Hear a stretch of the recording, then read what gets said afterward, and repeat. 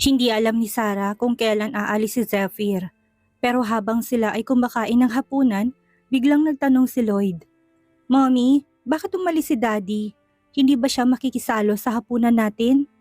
Habang nagsasalin si Sarah ng sabaw, saglit siyang natigilan sa tanong ng anak at saka mahinahong sumagot. Hindi naman siya nakatira sa atin. Kaya syempre, kailangan niya umuwi pag oras na ng hapunan.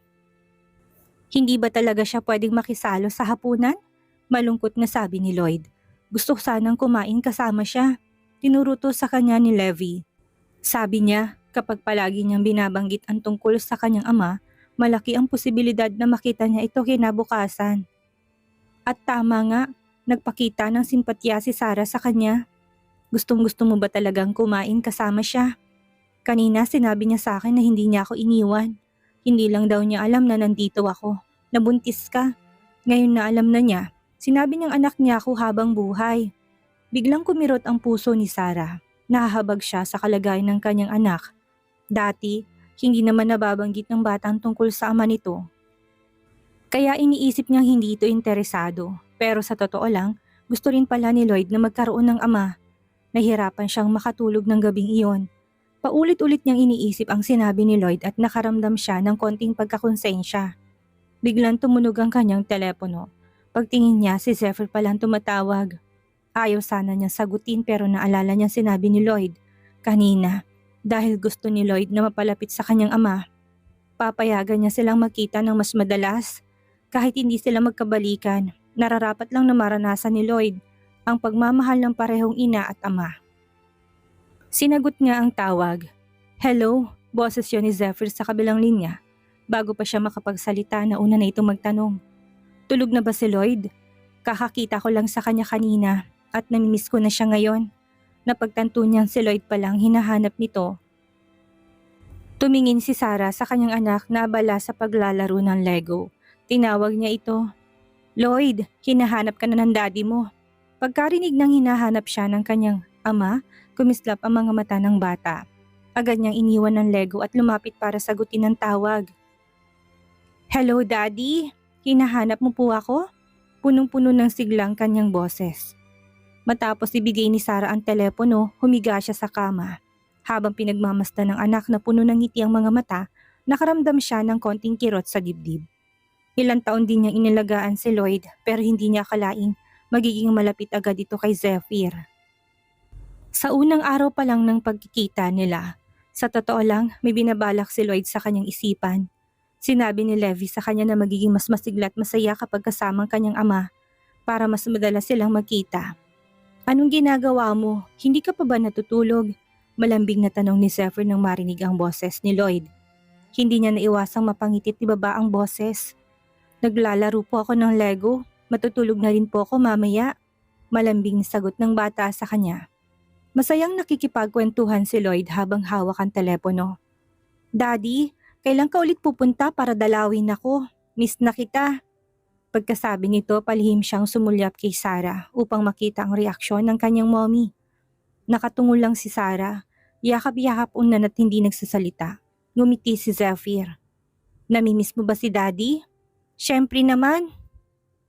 Tuwing nakikita ko si Levi kasamang daddy niya, nainggit ako sa kanya. Sinadya ni Lloyd na tumingin sa ina at nagsabing, kapag sinabi ni Levi na miss niya ang daddy niya, agad siyang dinadalaw. Mabait ang daddy niya. Naglalambing siya sa kanyang ama. Nais niyang puntahan siya nito sa bahay. Tuwang-tuwa si Zephyr at gumiti. Pupuntahan kita bukas. Talaga? Isama mo ko sa pasyalan ha? Hindi pa po ako nakakalabas para maglaro kasama ang daddy ko. Masayang sabi ni Lloyd at parang na-excite na. Nagsalita si Zephyr. Magpaalam ka na muna sa mami mo. Agad lumingon si Lloyd kay Sarah. Mami, pwede ba akong lumabas kasama si daddy bukas? Saglit na nag-isip si Sarah sa kamahina ang sagot. Magkilala na muna kayo ng ilang araw. Mag-usap muna kayo. Huwag na muna kayo mamasyal agad. Ayaw ni Sarah na kaagad na dalhin ng ama si Lloyd kung saan-saan. Ngayon lang sila nagkakilala, kaya dapat dahan-dahan lang. Daddy, sabi ni Mami hindi pa daw pwede. Kailangan na muna daw nating magkakilala ng ilang araw. Sabi ni Lloyd sa kausap, napahiya bigla si Sarah. This brat, bakit niya sinabi lahat ng sinabi ko? Nakakahiya. Halos ibaon niya ang kanyang mukha sa unan. Matapos mag-usap ng ilang minuto, binabarin nila ang tawag. Tahimik pa rin si Sarah. Nakaupo lang sa kama, lumapit si Lloyd at yumakap sa kanya. Niyakap ni Sarah ang maliit na katawan ng bata. Mommy, magagalit ka ba kung magiging malapit ako kay Daddy? Malungkot na tanong ni Lloyd sa kanya. Hindi kinaya ni Sarah ang lungkot sa tinig ng anak. Bahagyang ngumiti siya at mahina ang sagot. Hindi anak, siya ang daddy mo. Kung gusto mong mapalapit sa kanya, ayos lang. Hanggat hindi ito inaagaw ni Zephyr. Handang hayaan ni Sarah na lumapit si Lloyd sa kanyang ama. Alam niyang hinahanap din ni Lloyd ang pagmamahal ng isang ama. Salamat, Mommy! Masayang hinalikan ni Lloyd ang kamay niya. Ngumiti rin siya at hinalikan ang noo ng anak. Sige na, matulog ka na. Kinabukasan, isang matangkad na lalaki ang pumasok sa kwarto ni Sarah. Yumuko ito at tahimik na pinagmasdan siya. Nasa kalagitnaan ng antok si Sarah nang dumilat siya at makita ang mukha ni Zephyr. Sa gulat niya, muntik na siyang mahulog sa kama. Diyos ko, mahabagin! Sigaw niya. Mabilis siyang inalalay ni Zephyr at nasalo siya sa tamang oras. Sumingaw sa ilong niya ang banayad na amoy ng cedar na pabango ng lalaki. Ang nakakaliyong amoy na yon na nagbibigay hilo sa kanya at nagdadala ng kilig sa kanyang puso. Noon, natigilan siya at nang muling bumalik sa kanyang katinoan, nasa bisig na pala siya ng lalaki. Paano ka nakapasok dito? Kabadong tanong niya. Nabubulo lang kanyang boses at ang kanyang dilay na pipilipit. Kalma lang ang boses ni Zephyr na magsalita, subalit nanunot yon sa kanyang buto. Tinanong ko sa housekeeper kung nasaan ka. Sabi niya nasa kwarto ka sa ikalawang palapag. Ang tinatanong ko, paano ka nakapasok sa mismong kwarto ko? Palagi niyang nilalak ang pinto bago matulog. Hindi ko alam. Bukas na ang pinto nang umakyat ako. Nakangiting tugon nito. Baka sadyang hindi ka nag-lock upang makapasok ako agad. At ang makapal na mukha ng lalaking ito, napatingin siya sa pinto. Bukas nga ito. Wala rin si Lloyd sa kwarto. Marahil lumabas ito at nakalimutang isara ang pinto. Pinakalma ni Sarah ang sarili at kumalas sa yakap ni Zephyr. Mahinahon siyang nagtanong. Anong ginagawa mo dito? Naningkit ang kanyang mga mata nang maalalang sinabi nito. Hoy, bakit naman kita imbitahang pumasok sa kwarto ko, Aber? Wala lang, naisip ko lang na baka namimiss mo ko.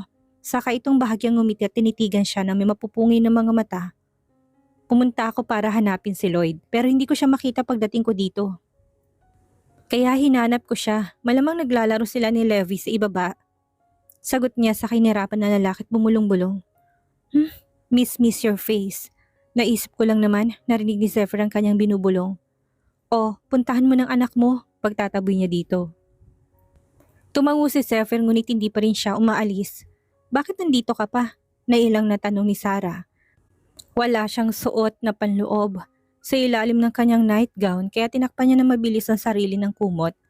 Baka mamaya iniisip ng taong ito na inaakit niya to. Isa pa, kay Lloyd na lang itong may responsibilidad kaya hindi na sila dapat nagsasama sa loob ng kwarto na silang dalawa lang. Kalma lang si Zephyr na magsalita. Tignan natin ang balita sa Pilipinas ngayon. Balita sa Pilipinas? Naguguluhan niyang tanong. Anong meron? Napansin ni Zephyr ang cellphone ni Sarah sa tabi ng kama. Kinuha niya ito at inabot sa babae. Nag-aalalang binuksan ni Sarah ang balita sa Pilipinas sa pamamagitan ng kanyang cellphone. Ang unang lumabas sa headline ay isang sertipiko, nilabas ng himpilan ng pulisya. Nakasulat doon na may matibay na ebidensya na sa kaso ni Rogelio at Brandon de Vera. Si Jude Lacson na nagpapatunay na pumatay at wala tong kinalaman si Rogelio Loizaga. Matapos ang mahigit 20 taon, lumabas na rin ang katotohanan sa kaso ni Brandon de Vera. Nagpadala si Zephyr ng mga tao para ibalita ito sa pamilya Sanchez, lalo na sa kanyang inang si LV. Sa Pilipinas, kinumpirma ng pulisya na buhay pa si Sarah at kasalukuyang nasa ibang bansa. Dahil dito, pinalaya si Cindy matapos maburang paratang sa kanya. Noong araw ng kanyang paglaya, lumabas siya ng kulungan na bali ang isang binti. Lumapit si Eloisa sa babae at nakitang madungis at bugbog na mukha nito. Malamig ang boses niya. Hindi ko inakala na babalikan ka ni Zephyr ng ganito katindi. Buhay pala si Sarah pero hindi man lang niya sinabi. Halata ang galit sa boses ni Eloisa. Hindi niya akalaing gagawin to ni Zephyr sa kanyang pinakamamahal na anak. Ilang araw nang nakalipas nang malaman ni Zephyr na buhay pa si Sarah. Pero pinabayaan niya na masaktan si Cindy sa kulungan. Naging kaawa-awang kalagayan ng babae sa piitan. Halos wala nang buhay si Cindy habang nakahiga sa stretcher. Ang dating magaganda niyang mga mata ay puno ng matinding galit. Yung bruha na yon, nagawa pa akong pagplanuhan. Sinira niyang engagement party ko. Pinakulong pa ako. Sa susunod, sisiguraduhin kong hindi na siya makakabangon. Nanginginig si Cindy sa matinding galit. Hindi niya akalaing maisahan siya ng kanyang karibal at dinanas niyang kalunos-lunos na trahedya sa loob ng kulungan. May seryosong tingin si Eloisa habang nagsasalita. Cindy, may gusto akong sabihin sa'yo. Napatingin si Cindy sa kanyang ina na tila ba nagtatanong ng mga mata. Hindi si Rogelio yung pumatay kay Brandon, mahinang sabi nito sa kanya. Anong sinabi mo? Biglang napatingala si Cindy, halatang nagulat. Malalim na napabuntong hininga si Eloisa. Inanunsyo na ng pulisya sa balita sa media. Hindi si Rogelio ang pumatay kay Brandon kundi si Jude Lacson. Siya ang tunay na salarin. Imposible, mariing sagot ni Cindy. Tila ba ayaw maniwala, namutla si Eloisa. Hindi rin ako makapaniwala noong una pero pinadalhan ni Zephyr ang matanda ng ebidensya mula sa CCTV. Kitang-kita na si Jude nga ang pumatay sa kanyang ama. Totoo ba to? O gawa-gawa lang? Kumulong dugo ni Cindy, pilit na itinatanggi ang katotohanan. Hindi niya yun matatanggap. Ang tanging alas niya laban kina Zephyr at Sari ang matinding alitan sa pagitan ng kanilang pamilya. At yun ay ang pagkamatay ni Brandon. Hanggat naroon ang galit na yon, alam niyang hindi sila kailanman magkakasundo. Pero ngayon, sinasabi nilang walang kasalanan si Rogelio? Tumango si Eloisa. Totoo ito, napanood ko mismo ang video. Hindi tinulak ni Rogelio si Brandon sa balkonahe. Tinangka pa nga niya sagipin ito pero aksidente nakabitaw ito ng tuluyan. Nanlumo si Cindy, namutla siya tila nawala sa sarili. Paano na siya makakapaghiganti ngayon? Nagpatuloy si Eloisa sa sinasabi. Wala nang hidwaan ni na Zephyr at Sarah. Hindi lang tayong nakakaalam nito. Alam na rin ni Elvie. Sa tingin ko, hindi na natin sila mapipigilang magsama. Pero nagngingit-ngit si Cindy, halos sumabog ang dibdib niya sa galit. Hinawakan niyang bali niyang binti at mariing nagsalita. Nasaktan ako ng babaeng yun, bali ang binti ko dahil sa kanya. Ganun na lang ba yun? Bitawan mo ng paghihiganti anak, mahinahong payo ni Eloisa. Hindi na natin sila mapipigilan. Wala na tayong magagawa, baka talagang sila ay tinadhana. Ngunit hindi matanggap ni Cindy ang lahat. Ganun-ganun na lang ba yun? Hindi siya makakapayag na mawala ang lahat sa kanya at matalo ng ganun lang. Nagngit-ngit siya. Halos pumutok ang mga ugat sa kanyang leeg. Kasalanan ng malanding babaeng yun. Malapit na sana ako ma-engage kay Zephyr pero sinadya niya sirain ako. Kaya ako kinasusuklaman ni Zephyr ngayon. Kaya rin ako nabalian ng binti. Sa puntong iyon halos gusto niyang lapain si Sarah. Gustong pagsakitan at paghigantihan. Gutay-gutayin ang katawan ng babae at ipakain na lang sa mga tigre. Hindi ko hayaang matapos ito ng ganito. Sisiguraduhin kong babagsak siya. Nangangalit ang kanyang mga ngipin na may bungi na. Nanginginig siya sa galit at mariing hinawakan ang baraso ni Eloisa. Mom, may isa pang taong makakatulong sa atin.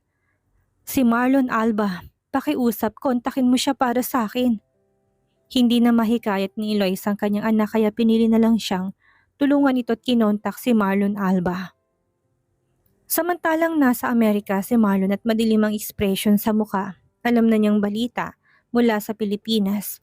Ibinahagi ni Mia ang impormasyon sa kanya kaninang umaga. Sa matinding galit, hinampas niya ang mesa at nabasag ang isang baso doon.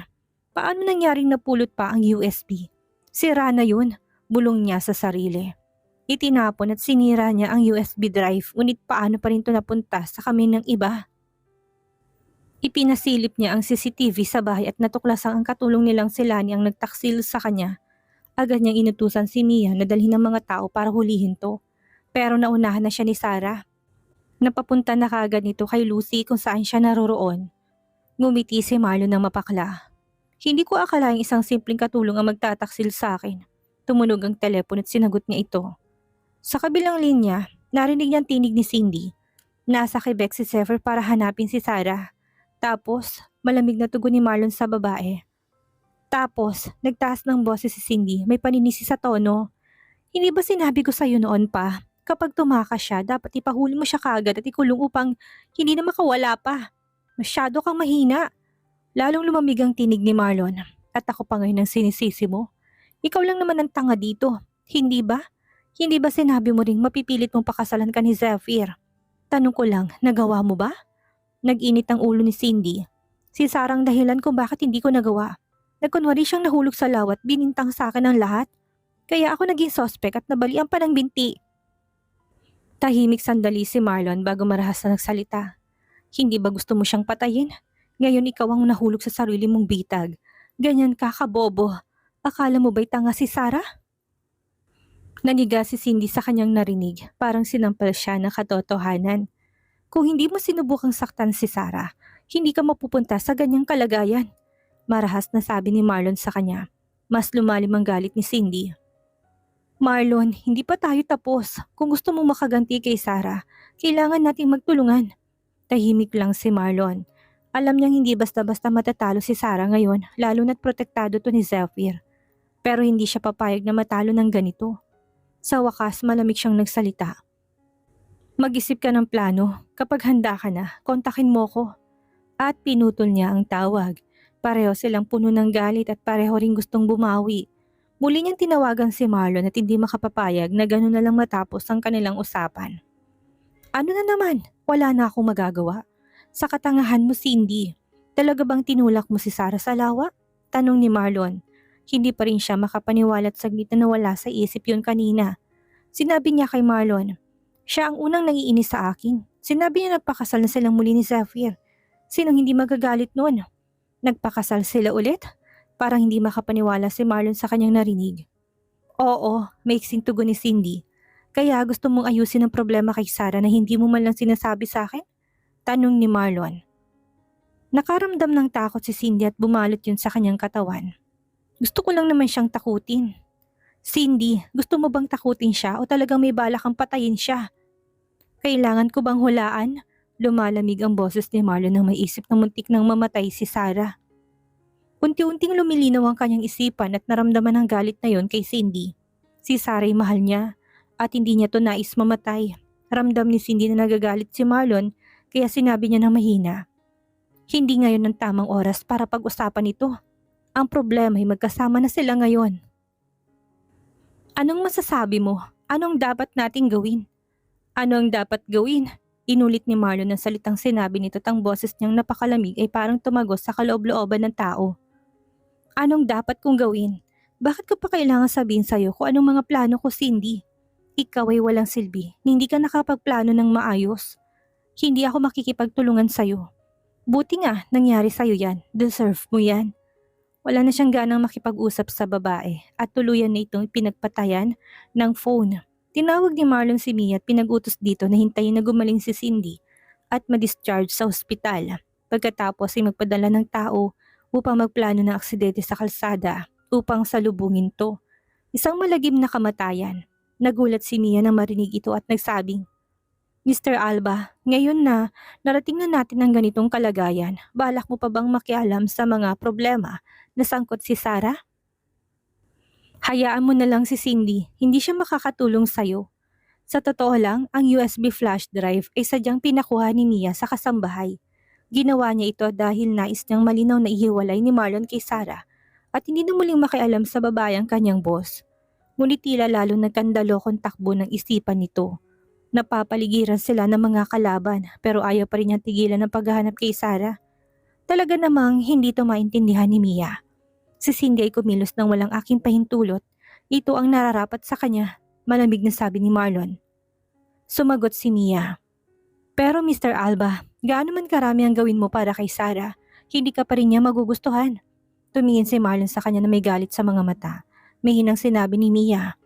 Baka dati posible pa. Pero ngayon alam na niyan tungkol sa surveillance video. Alam niya na may ebidensya ka na kawalan ng kasalanan ng kanyang ama. Pero hindi mo ito nilabas kaya humantong siya sa hiwalayan kay Zephyr. Ang ama niya ay naging gulay at nawala ang kanyang unang anak. Mr. Alba, alam niya na lahat ng ito. Paano ka pa niya mamahalin? Dahil kung hindi dahil kay Marlon, matagal nang masaya si Sarah at Zephyr. At siya ang naging tagapagpatupad ng naisin ng lalaki. Tinignan siya ng masama ni Marlon. Ang dahilan kung bakit sila napunta sa ganitong sitwasyon ay dahil walang tiwala sa kanya si Zephyr. Seloso ang taong yon at lagi siyang sinasaktan. Wala akong kinalaman kung nasaan mang silang estado ngayon. Mr. Alba, talagang hinihiling ko sa'yo, magising ka na. Hindi ka na niya mamahalin. Kahit na matagpuan mo siya, ang tanging nararamdaman niya sa'yo ay galit. Paalala pa rin niya dito. Napayuko si Marlon sa kamapait ng ngumiti. Huli ng lahat, alam ng tama si Mia, nakamit na niya ang halos lahat ng bagay. Ang tanging wala siya ang puso ni Sarah. Yun ang huling hangarin niya. Kung hindi, ano ang silbi ng pagkakaroon ng mundong puno ng kasikatan? Si Sarah ang kanyang mundo, kaya labis-labis ang galit niya kay Cindy na malamang ninais nitong patayin ng babaeng nais niyang pag-alain ng lahat. Oo, nagalit siya noong una kay Sarah. Pero gaya nangyayari kay Zephyr, si Sarah ay dapat mahalin at ialay ang lahat. Ito lang ang tanging babae na giba ng kanyang puso at tinuruan siyang magmahal ng totoo. Habang si Mia naman ay nalugmok ng lalo ang puso sa dilim. Ang lalaking ninanais niya ay may iba namang gusto. Malungkot ang pakiramdam niya na halos magpatigil ng tibok ng kanyang puso.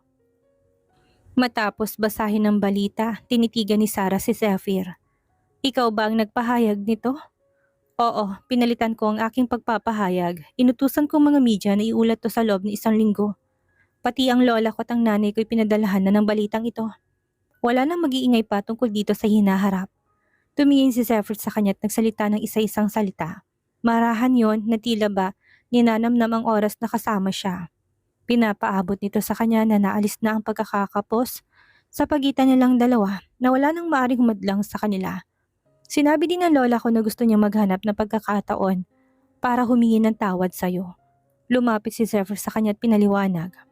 Pero wala nang magagawang mama ko. Siya ngayon ay may sakit at magulong isip. Hindi siya makalakad. Nagulat si Sarah sa kanyang narinig. Hindi niya inasahan na sasabihin ni Mrs. Sanchez na nais itong humingi ng tawad sa kanya. Lumingon siya at nakita ang mukha ni Zephyr na malapit sa kanya. Dahan-dahan siyang umatras. Dahil ang kanyang puso nagugulo sa pagtibok, nais niyang humingi ng tawad. Si Cindy, alam na ba niya ito? Oo, noong nalaman niyang tinulak ka ni Cindy, nawalan na siya ng gana sa babaeng yon. At ngayon ay nagsisisi na siya. Si Cindy naman ay alam ng lahat na araw nasa ospital siya at lumabas na bali ang binti. Ikaw ba ang nagutos na gawin yun sa kanya? Nakatitig siya sa lalaki. Oo, inabuso siya doon. Nakipagtulungan siya kay Marlon kaya nararapat lang sa kanya yon. Paliwanag ni Zephyr kay Sarah ang lahat na naging kaganapan sa mga katarantaduhang ginawa ng dalawa. Pagkatapos, makinig tahimik lang si Sarah. Hinaplos ni Zephyr ang mukha niya. Sarah, ngayon ang katotohanan ay lumabas na. Ang dahilan kung bakit kami napunta sa ganung sitwasyon ay dahil sa panghihimasok ni Marlon. Si Cindy, wala na magiging connection sa akin. Ngayon ako ay single. Ikaw din ay single at may anak tayo. Dapat ba tayong? Ayoko. Biglang tinulak ni Sarah si Zephyr na papalapit na sa kanyang mukha. Bigla siyang kinabahan. Ayoko nang makasama ka. Pero sinabi ni Lloyd na nang nasa Pilipinas ka, tinawagan mo siya at sinabi mong gusto mong manatili doon para samahan ako. Kaya may nararamdaman ka pa para sa akin. Hinawakan niyang kamay ni Sarah at pinisil iyon. Nakanguso si Sarah. Ayaw niyang ilabas ang kilig ng kanyang nadarama. Baka mapansin na naman ng lalaki na sinusubukan niya lang ito. Nais niyang malaman kung hanggang saan ang hangganan ni Zephyr. Ayoko nang makasama ka. Umarte siya na parang ayaw na itong makita pa. Ngunit hindi susuko si Zephyr ngayon. Mahal niya si Sarah higit kanino man at meron silang anak. Hindi kayang pabayaan ni Zephyr na ibang tao ang tatawaging daddy ng kanyang anak. Bumulong siya. Walang problema, naiintindihan ko na hindi mo pa ako nais makasama ngayon. Masakit masyadong mga ginawa ko sa'yo. Maghihintay ako unti-unti. Isang araw magiging handa ka na ulit na tanggapin ako. Malamlam ang kanyang mga mata habang nakatingin sa babae. Ayoko, umingo si Sarah. Ayaw mo pero ang higpit ng hawak mo sa kamay ko. Nakangiting sabi ni Zephyr. Napagtanto ni Sarah na siya nga nakahawak dito. Aga niya yung binitawan. Pag mo kong inaaliw, ngumiti si Zephyr at sinabing, may anak na tayo, hindi na natin kaya maghiwalay pa. Sumagot si Sarah na may pagkainis. Ang anak ko ay sa akin lang, huwag mo subukang kunin siya. Hindi ko naman siya kukunin, gusto ko lang na makasama ka at palaging samahan ka. Ito ang mga tapat na sinabi ni Zephyr. Nais kong tayong dalawang magkasamang magpalaki sa ating anak. Hindi na siya nagsalita pa. Naguguluhan siya sa sarili na parang nais niya itong halikan at yakapin. Ngunit sa huli, pinigilan niya ang kanyang sarili. Nagmamadali siyang tumakbo palabas upang maiwasan ang kanyang damdamin na bumigay ng maaga sa lalaki. Nakakahiya ka, Sarah. Marupok ka. Inis niyang sabi sa sarili. Pinanood siya ni Zephyr habang ang lalaki may ngiting namutawi sa labi. Kakahiwalay lang nila at ang kanyang palad ay mainit. Sobrang init at ngumiti siya ng malumanay. Naamoy pa rin niya ang amoy ng lalaki. Tumakbo siya pababa ng hagdan. Si Lloyd at si Levy ay nag-aalmusal na makita nilang nagmamadali siya sa pagbaba na palingon ng mga ito sa bandang itaas ng hagdan. Naroon si Zephyr at nakasunod na sa kanya. Kuya, nagkabalikan na ba kaagad sina mommy at daddy mo? Tanong ni Levy kay Lloyd habang hawak ang malaking baso ng gatas. Tumingin si Lloyd at hindi naintindihan. Paano mo nalamang nagbabalikan sila? Sumagot si Levy. Kasi ganito palagi ang mommy at daddy ko. Madalas binubuli ni daddy si mommy. Ano ipagmamalaki kapag binubuli ng lalaki ang babae? Umismid si Lloyd. Hindi gusto ang mga lalaking nangaabuso sa babae. Tinakpan ni Lloyd ang kanyang bibig at tumawa. Wala ka talagang alam, Kuya Lloyd. Ano bang alam mo? Kapag ang lalaki nangaasar ng babae, lalalim pang relasyon nila. Totoo ba? Ang mga mata ni Lloyd ay kumikislap ng duda. Hindi gaanong naniniwala. Paano magiging okay sa isang lalaki na asarin ng isang babae? Mali yun. Masayang sinabi ni Levy. Sinabi sa akin ng mayordoma yan. Kung hindi ka naniniwala, hayaan mo magkasamang mommy at daddy mo para makita mo. Ang mayordoma ay nagsisilbi ng pagkain malapit sa kanila. Nagtanong si Lloyd dito. Yaya, totoo po ba yun? Sinubukan ng tagapangasiwa na pigilan ng kanyang tawa. Pakiramdam niya'y matalinong dalawang bata dahil pinag-uusapan nila kung paano mapapalapit ang kanilang mga magulang sa isa't isa. Masyado ng advanced mag-isip ang kabataan ngayon. Naiintindihan din ng tagapangasiwa ang kanilang nararamdaman. Lahat ng batay gustong magkasama ang kanilang mga magulang. Sinagot niya ito na may ngiti. Maganda talaga kung ang relasyon ay may konting asaran. Tumangos si Lloyd bilang pagsang-ayon sa sinasabi ng mayordoma. Kaya pala ganun. Gusto niya lang na magkasama pang mommy at daddy niya. At gusto niya na mas marami pang asarang gawin ng daddy niya sa kanyang mommy. Dumating si Sarah sa dining area at nakita ang tatlo na nagtatawanan. Hindi niya maiwasang sumulyap kay Lloyd. Lloyd, bakit hindi mo sinarang pinto nang gumising ka at lumabas kaninang umaga? Bukas ang pinto at pumasok si Zephyr nang wala siyang kamalay-malay. Pasensya na, mami, nakalimutan ko. Tumingin si Lloyd kay Sarah habang pumipikit ang mga mata at nagtanong ng inosente. Mami, inaasar ka ba ni daddy kanina? Nabigla siya sa kanyang narinig at hindi yun naintindihan. Anong sinabi mo? Kasi bakit kanya hinahabol mula sa likod? Tinuro ni Lloyd ang ama na pababa rin ng hagdanan. Tumingin si Sarah sa kanyang likuran at nagkatingin na sila. May ngiti sa mga mata ni Zephyr na parang nag-e-enjoy ito sa naririnig. Narinig ng lalaki sinabi ng bata. Labis na nahiya si Sarah sa sinasabi ng kanyang anak. Anong kalokohan ang sinasabi mo? May sinabi lang sa akin ng daddy mo. Bakit ka namumula? Tanong ulit ni Lloyd. Paano mangyayari yun? Hindi malaman ni Sarah kung saan siya titingin. Pulang-pulang mga tenga mo. Sagot pa ni Lloyd. Agad niyang tinakpan ang kanyang mga tenga dahil sa hiya. Hindi napigilan ni Zephyr na matawa saka siya nagsalita. Mahihain talaga si Mami. Huwag mo na siyang asarin, anak. Seryosong nagtanong si Lloyd sa kanya. Daddy, inaasar mo ba si Mami kanina? Seryos din siyang sumagot sa kanyang anak. Hindi. Bakit ko naman siya asarin? Bakit? Hindi ba't sabi nila mahilig ang mga lalaki na mga asar ng babae? Tanong ng bata. Ako ay willing pero ayaw ni Mami.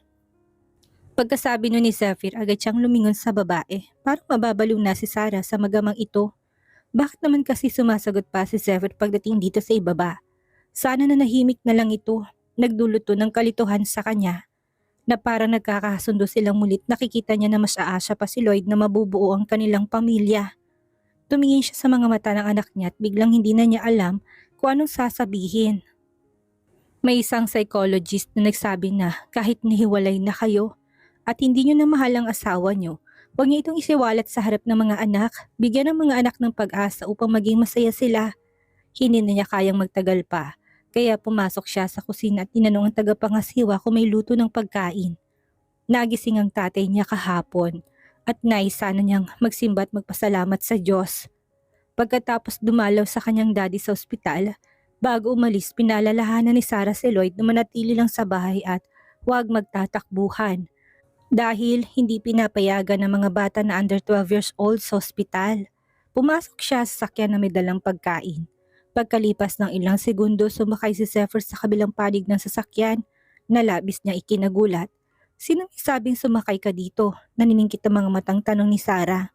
Pupunta ako sa ospital, isabay mo na lang ako, sabi ni Zephyr sa umupo ng maayos. Sinong pupuntahan mo sa ospital? Tanong ni Sarah na walang kahit anong emosyon. Hinapit ni Zephyr ang seatbelt at sumagot. Gusto ko humingi ng tawad sa biyanan ko dahil sa mga maling bagay na nagawa ko. Sino nga ba ang biyanan mo? Lalo pang nagkagulong puso niya.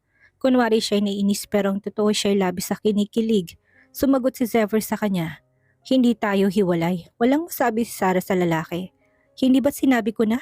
Ipapadala sa iyong annulment papers. Hindi ako pumapayag. Matigas ang tono ni Zephyr nang sagutin yon. Nagbagong kanyang attitude mula sa dati at tumanggi na ulit siya na makipaghiwalay. Simula nang malaman ni Zephyr mula kay Lloyd ang sitwasyon nilang 4 na taon na nakalipas. Hindi na niya nais na isuko pang mag-ina. 4 na taon na nakalipas. Nagsikap ito at tinaya ang buhay para ipanganak ang anak nila. Paano niya naman ito susukuan?